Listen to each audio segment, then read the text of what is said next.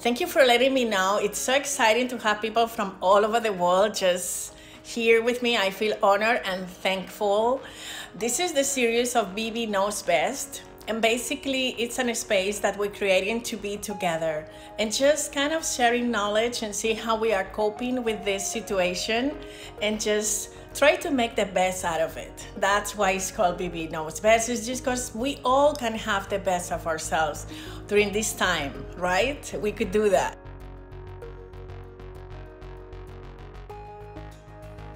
And I will start just to share with you what has been my experience and what this confinement means to me and what are the things that I have also discovered through this confinement.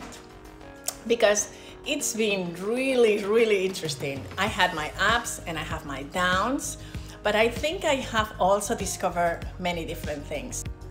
So now we're gonna start. And like I said, I don't want to keep you a lot of time. I prefer to see you all every week and just sharing already. So basically what I would like to speak with you is about all these feelings that it could come to us through this time of confinement and how we could just create value out of it. One of the first things I want to speak about today is about fear. We all are united in fear.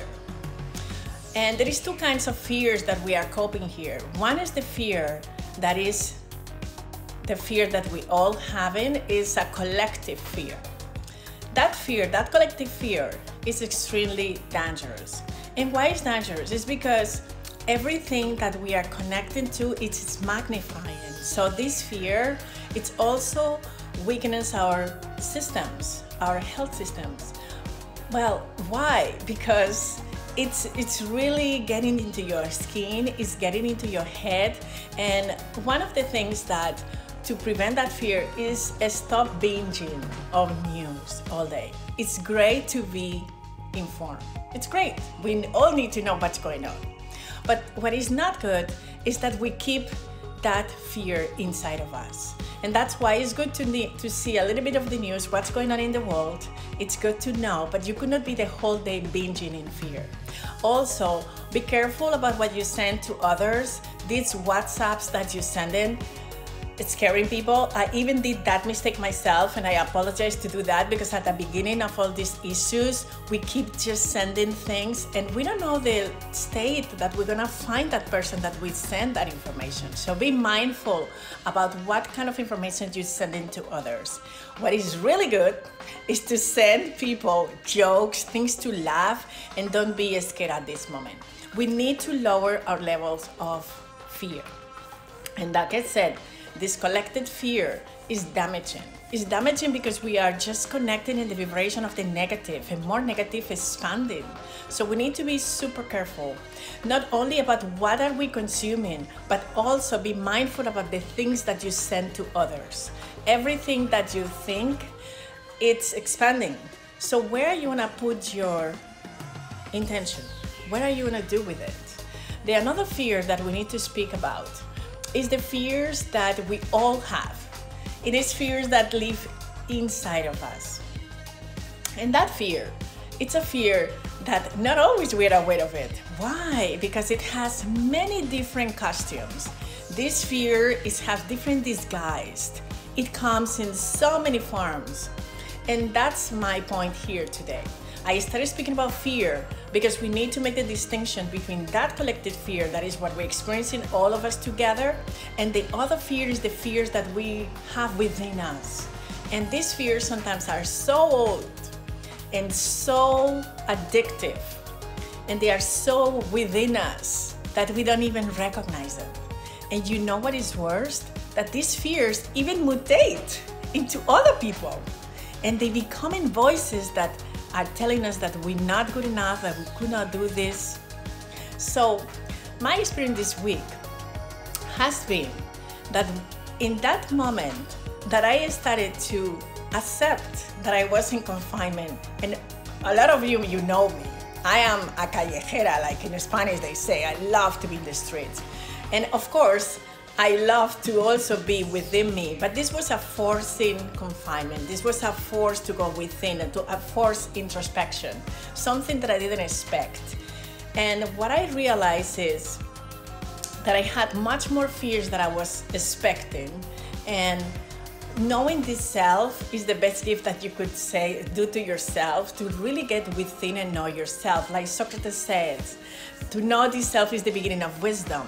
But the first person that you need to really learn who is that person is you.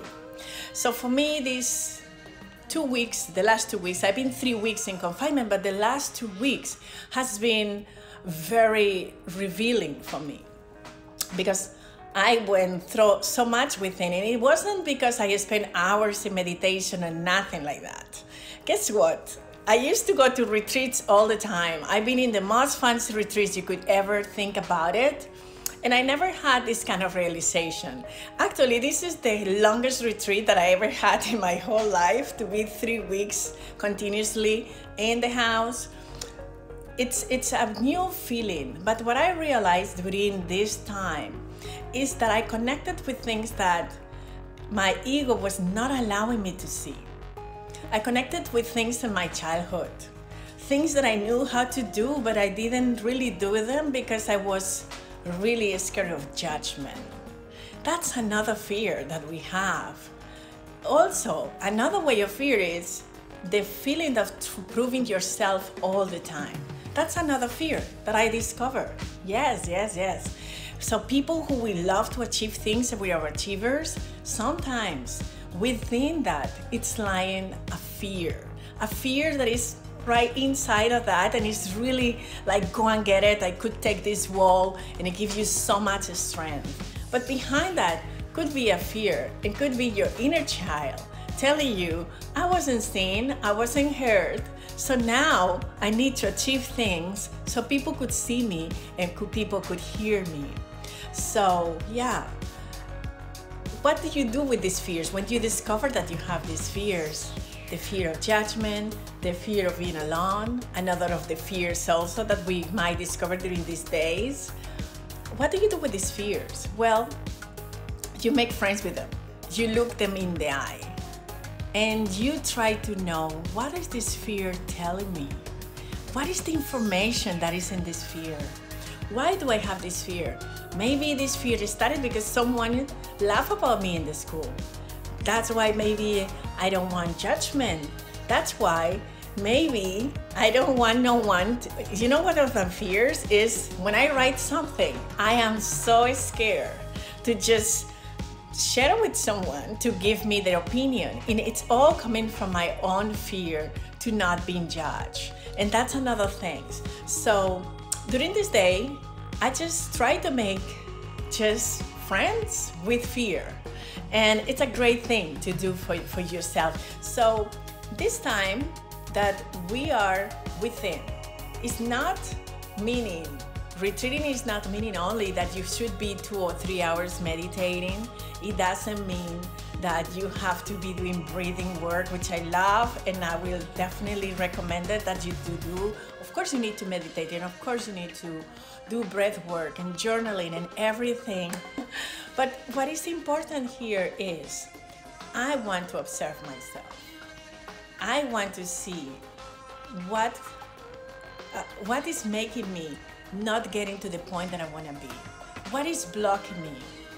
And that you're only going to see when you really look into your fears. And to doing that, this time it's a gift. It is an opportunity for all of us. And you could do this by yourself, but also you're gonna see how are you reacting with your family when you are all together, maybe in a small space, and how this is triggering different patterns of behaviors. See yourself. What do you do with yourself when you don't know what to do with your time? What is your reaction about that? One thing I also realized was, you know, I love to go in the airport just pushing a piece of luggage. That's one of my favorite things. Yes, this is what I love, and that's what I do all the time traveling. You cannot believe how pissed off I was when I realized that all my plans were canceled and I will not be able to take a plane again because that's the way that I love to live. But my realization was, I know why I love that, because I love running. I was running out of myself. And when you are so busy being busy, that means there is something that is lying down within you that you're not looking at. And that situation right now that I have to stay here, it allowed me to travel. And what I did is to travel within. And wow, I discovered different continents that I didn't know that existed. I discovered new lands inside of me. Some of them, they were even surprising because I did not have the time to really look at them. So how could you address something that you don't know that is there? So it is important to just be able to be honest with yourself. And even if it's scary at sometimes, and you have to do that kind of going to your layers and take them out, it's all fine. Whatever you find is you. And it's great. Just accept it, love it. Because from that place of acceptance, you're gonna end up really having a better relationship with yourself. So that's really important. So another thing is gratitude. I want to speak with you today about gratitude. And why is that? Because I think we all should be super grateful. First of all, having this opportunity, for me to have this opportunity to be with you at this point is just a reason to be very, very grateful. And I'm grateful for technology. And I'm also grateful for even the situations that are not so comfortable, like this one in particular is not comfortable. For some of us, it's extremely difficult. I know that. But at the same time, I know there is something always to be grateful for. One of the books that really helped me in one of the most challenging times of my life was The Magic from Rhonda Barnes. And the reason why I love that book is because it teaches me a gratitude practice. And in these times, it's good to be grateful. If you're here watching, probably it's because you are healthy. And that is already a way to be grateful. So that is a reason. If you get up in the morning every day and you breathe in normally and everything around you is staying there, and even if you have no idea what is going to happen tomorrow, and we all in this big incognita, we all in the big question mark, what is going to happen with our lives after this? What is happening now? For how long? We all have a lot of questions. But the thing is, be grateful. Be grateful for just any minute, any day, any message that you get. It's so wonderful to just have people around you that you could share, that you could be together. So just think about every day, 3 to 5 things that you should be grateful for each day. And it really helps at the beginning, because we have a tendency to really look at our lacks. We have a tendency to look where are not now. So we always look at the money that we don't have, the relationship that we don't have, the jobs that we don't have. So when we look from that side, it is so difficult to see what we really have, because you're just living in the lack. You are already in the lack, so you will never be able to see what do you really have. But when you are able to really be grateful for just a wonderful breakfast, for just a wonderful message, just for just a little thing, things change dramatically. And the longer that you do this practice, and I've been doing this practice, I started in 2012, and I'm still doing it daily, to just be grateful for just anything. Just for your friends, yes, for your family, for your healthy body, for just reading a wonderful book. All of that adds so much value to your life. And when you are able to really see the things that you already have, you will be surprised. And let me tell you a secret. Another of the things that you could do, and it's a trick that has been really helpful to me, is being grateful already for the things that I don't have.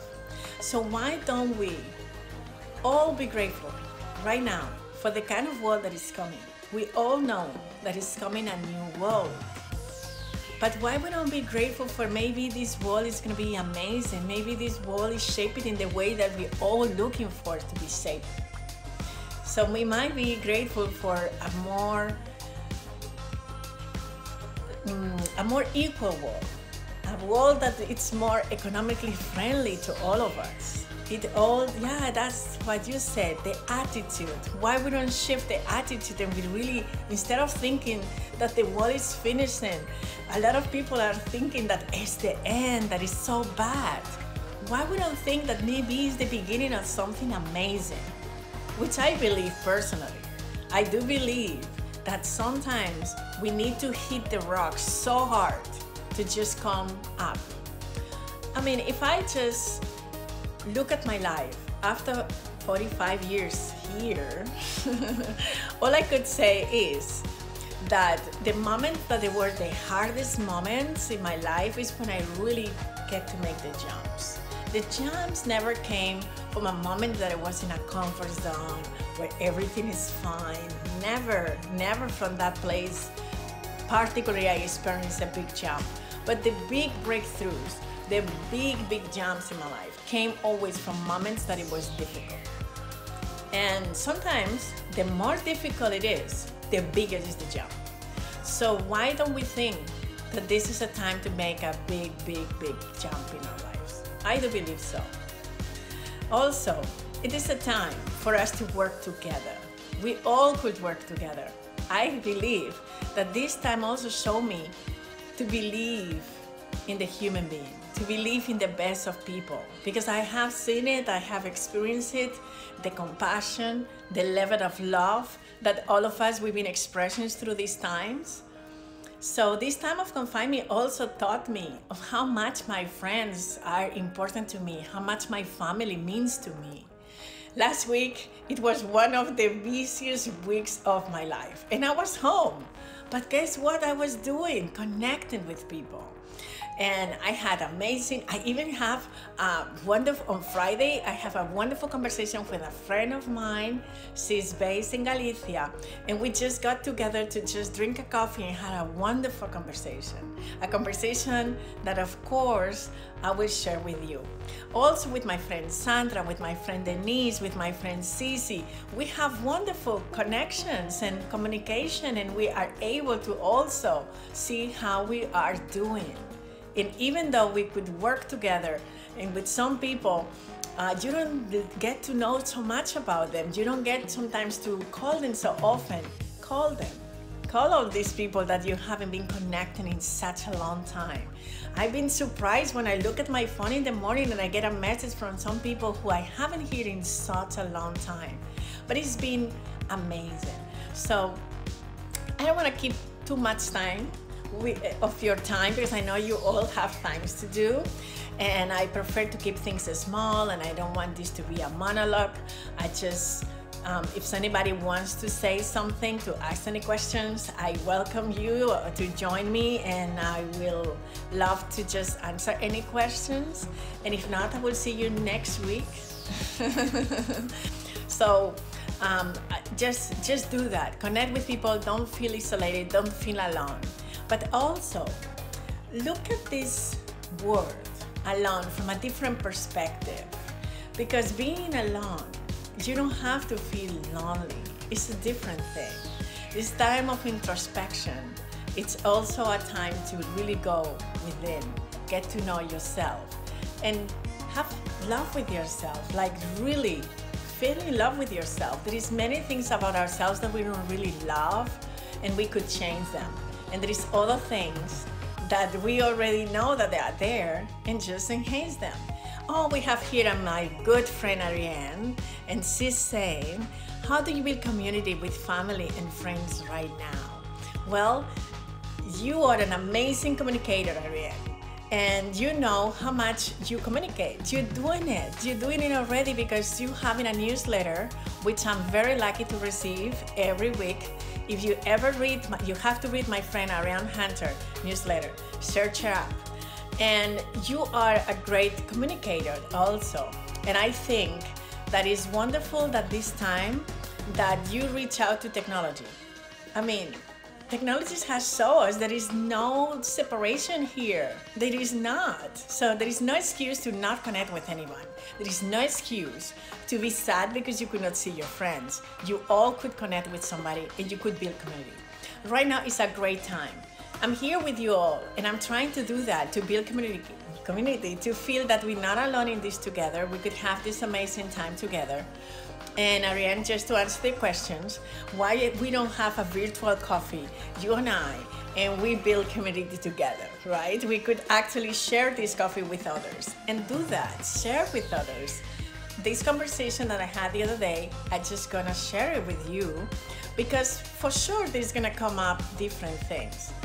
I have my good friend Pierre, the founder of Indigo, and he created a WhatsApp group where basically he's checking in all the friends. So this is another way to create community. You could check on people and create a platform that all of you could be connected. And even we create a book club.